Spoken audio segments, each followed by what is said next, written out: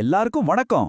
இன்னைக்கு நாம எத பத்தி பார்க்க போறோம்னா, நம்ம கோட்ல இருக்கிற தேவையில்லாத விஷயங்கள் எல்லாம் எப்படி நீக்கி, அதை இன்னும் சூப்பரா, திறமையா மாத்துறதுன்னு தான். வாங்க உள்ள போலாம். சரி, உங்ககிட்ட ஒரு கேள்வி.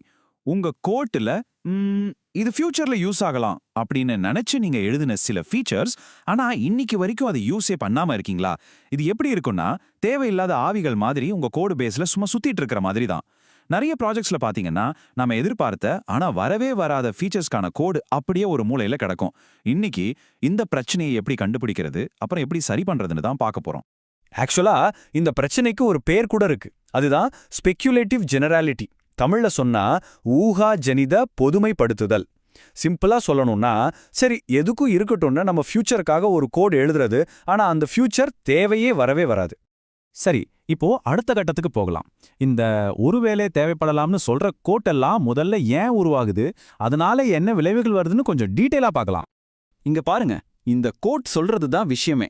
இந்த மாதிரி யோகிச்சு எழுதுற கோட்னால போக போக அதை புரிஞ்சுக்கிறது, மெயின்டைன் பண்றது எல்லாமே ரொம்ப கஷ்டமாயிடும். இதுதான் இதோட பெரிய பிரச்சனையே. ஓகே, இந்த பிரச்சனைய எப்படி கண்டுபிடிக்கிறது? நம்ம கோட்ல இந்த மாதிரி தேவையில்லாத கோட் இருக்கான்னு தெரிஞ்சுக்க சில அறிகுறிகள் இருக்கு. வாங்க அதெல்லாம் என்னென்னு பார்க்கலாம்.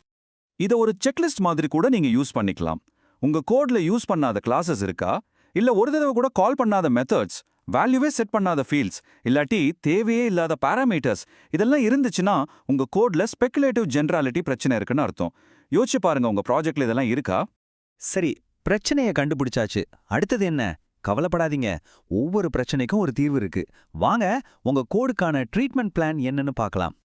இந்த டேபிள் ஒரு சூப்பரான கைடு மாதிரி. பாருங்க, யூஸ் பண்ணாத ஆப்ஸ்ட்ராக்ட் கிளாஸஸ் இருந்தா கொலாப்ஸ் ஹைரார்கி யூஸ் பண்ணலாம். தேவையில்லாத டெலிகேஷன் இருந்தா இன்லைன் கிளாஸ் இருக்கு.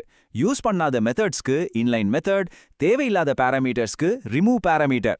கடைசியா யூஸே பண்ணாத ஃபீல்ட்ஸ், அதை பத்தி யோசிக்கவே வேணாம், அதை அப்படியே டிலீட் பண்ணிடலாம். உங்க கோடை கிளீன் பண்றதுக்கு இது ஒரு அருமையான வழிமுறை. ஓகே, இந்த ட்ரீட்மெண்ட் எல்லாம் பண்ணதுக்கு அப்புறம் என்ன நடக்கும், இதனால கிடைக்கிற நன்மைகள் என்னென்னு இப்போ பார்க்கலாம். இங்க பாருங்க, இந்த பிஃபோர் ஆஃப்டர் கம்பேரிசன் எவ்ளோ தெளிவா இருக்குன்னு. முதல்ல உங்க கோட் ரொம்ப குழப்பமா, புரிஞ்சுக்க கஷ்டமா இருந்திருக்கும். ஆனா இந்த கிளீனிங் வேலைக்கு அப்புறம் உங்க கோட் ரொம்ப சிம்பிளா, மெயின்டைன் பண்ண ஈஸியா மாறிடும். இது டெவலப்பர்ஸ்க்கு எவ்ளோ பெரிய டைம் சேவர் தெரியுமா? ஆனா ஒரு நிமிஷம், எல்லா நேரத்திலையும் இந்த மாதிரி கோடை தூக்கிடலாமா அப்படின்னு கேட்டா இல்ல. சில சமயம் இந்த கோடை அப்படியே விட்டுடுறது தான் நல்லது. அதுக்கு சில விதிவிலக்குகள் இருக்கு. இந்த விதிவிலக்குகளை கண்டிப்பா பார்க்கணும். 1, நீங்க மத்தவங்க யூஸ் பண்றதுக்கு ஒரு ஃப்ரேம்வொர்க் டெவலப் பண்றீங்கன்னா, அதுல இருக்கிற சில விஷயங்கள் உங்களுக்கு தேவையில்லாத மாதிரி தெரியலாம். ஆனா அந்த ஃப்ரேம்வொர்க்கை யூஸ் பண்ற டெவலப்பர்ஸ்க்கு அது தேவைப்படலாம். 2வது, சில கோட் யூனிட் டெஸ்ட்டுக்காக மட்டுமே இருக்கும். அதனால எதையாவது டெலீட் பண்றதுக்கு முன்னாடி அது டெஸ்டிங்ல யூஸ் ஆகுதான்னு ஒரு தடவை செக் பண்ணிக்கோங்க.